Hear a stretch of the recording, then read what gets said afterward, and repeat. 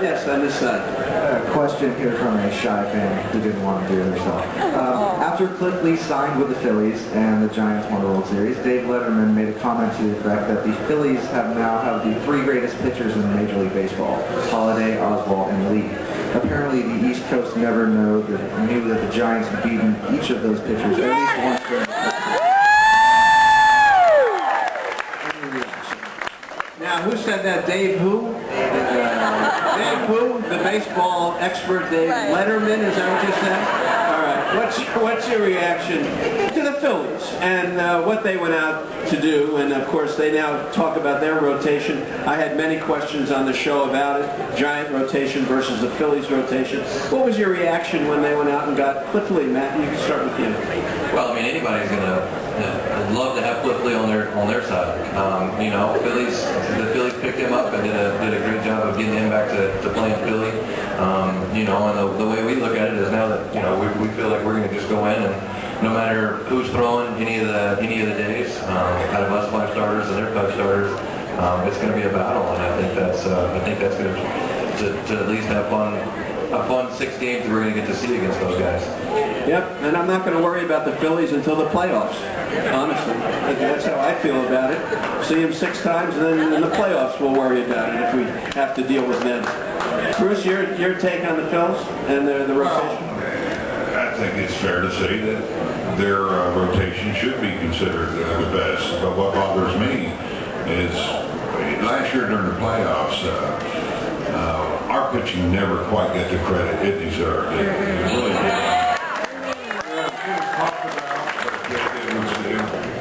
These guys never quite got, I thought, the respect. They was talking about, the talk was about the Phillies lineup, and we had to beat some great pitching to get, you go through Atlanta with Hudson and Lowe and Hanson, those guys, and then the Phillies, of course, we just talked about. And the only way you beat those guys is with great pitching. So, we had, to me, the best staff in baseball last year. It showed in the playoffs. So, we feel like we match up well against the Phillies, and I'll take my chances. And as it was mentioned, we beat them.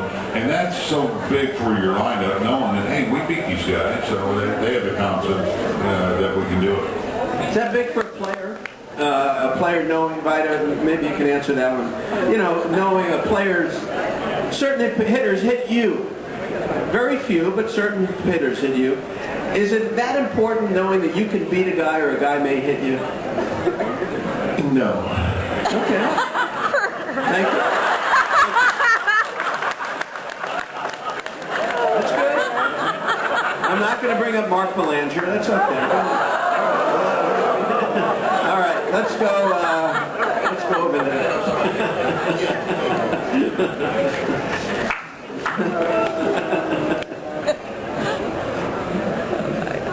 This one's for Matt. You've heard the stories over the years about lack of run support and how well he dealt with it. And I'm just curious if you've ever really talked about, one, what it is to go through that, and 2, what are the influences in your life that have allowed you to be what appears to be such a great team player and have a great attitude about just going out there and doing your work. So thank you for doing that, by the way.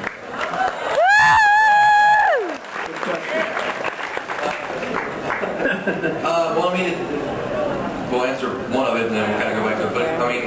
But with what happened in my first 3 years or so of my career, not getting some run support or whatever, I think that right there helped me in October last year, because every single game that I pitched, or any of us pitched, it was 0-0 through the 5th inning, and then we would score. So like that's why I say that all those times, those years before, really helped. To learn how to pitch in those tight key situations when really everything did matter. It's hard to say, but we also weren't very good my first 3 years. So it's like we didn't really win all together anyway. So that's not part of it. So we found ways to do it in the last 2 years, and then everybody really clicked together to be able to get it done last year. What are your influences that allow you to How did you put that together as a person, just to get you through those rough times and to deal with it, maybe not getting the run support and keeping your confidence up? I think a lot of it, was some of it was, talking with Vida and talking to some of these, the veteran players and some of the Hall of Famers that we've had. Everybody goes through these situations. Randy Johnson's got 300 and some odd wins, but he had years where he had losing records. So talking to him, so it's something that happens to everybody. That's not the key. That's not what defines you. So you just got to go out there and. What RJ really harped on was give yourself and your team a chance to win. And when you get that opportunity to get a 3-run lead early or whatever, learn how to take advantage of that and get into the 7th and 8th inning to give the ball to Wilson, Romo, Halfbelt, and those guys. So really learn to push yourself to get deep into a game. Boy, now you know why it happens. Good man. Very good. Very good. I like that. Go ahead. Thank you. And you just addressed part of my question. But first of all, congratulations and thank you for the wonderful season. You made us so happy. But what I was going to say or ask is that for me, just a fan in the stands, two of the biggest keys to the great postseason was the huge number of 1-0, 2-1 games that you suffered and tortured through. And you really answered that about the postseason. But and for Bruce, how did that must have really affected the great job you did with the managing in the last month and throughout the postseason, just working around those low-scoring torture 1-0, 2-1 games. You must have had more of those than anybody in baseball put together, everybody put together. Thank you. That's what we're built around, pitching, and the way you win those games you have to have great pitching, which we did. That's how we had such a tremendous September. Our pitchers really came together there down the stretch. Every one of them. And, when we brought up Bumgarner, that changed us too. But then our fifth starters, some of them great. Every game we went out there, we knew we had a chance to win the guys. It gives them a sense of confidence. But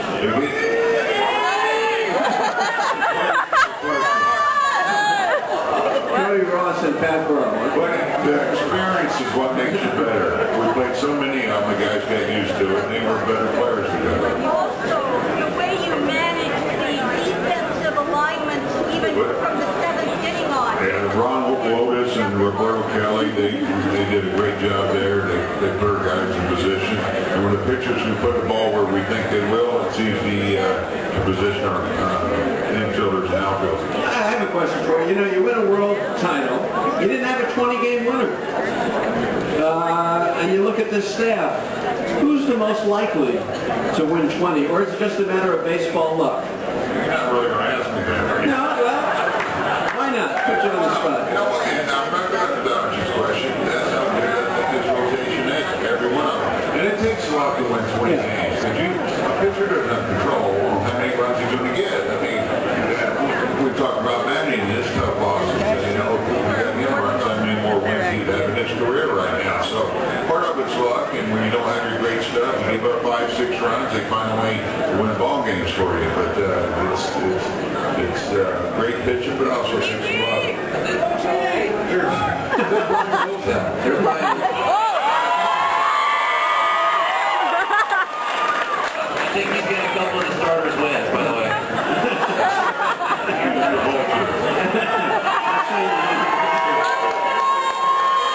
All right, let's see. We're coming over this way. Where's the machine?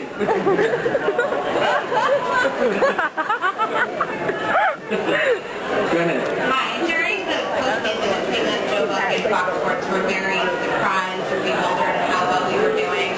Do you really think there is an East Coast bias, and did you notice that, and what's your reaction to their commentary?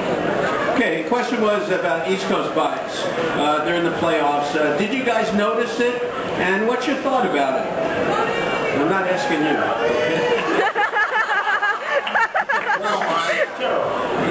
Well, sure, we notice it, and we understand a little bit as we talk about the showtime, but, because we're on the West Coast, we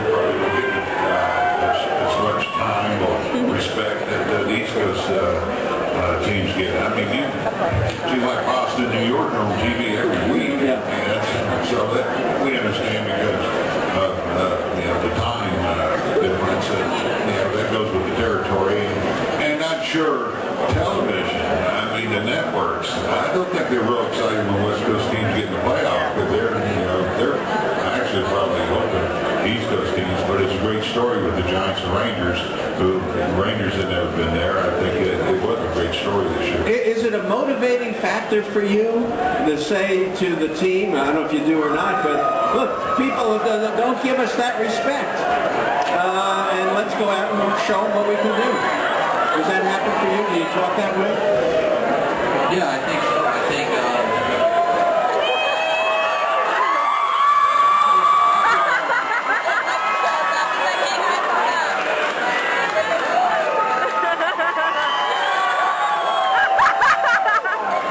the president just walked in. He's lurking somewhere. Kind of nervous. But anyway.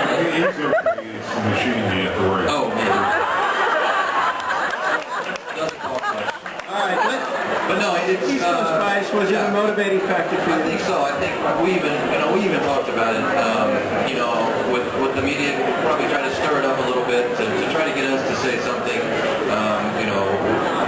crude or something to where they can print it and then we can get made fun of in Philly forever. So I think we went in with the attitude of, hey, we're gonna kind of keep it calm and let them say what they're gonna say or whatever, and really go out there and prove ourselves. And that's what we wanted to do, is to go out there and say, hey, you know what?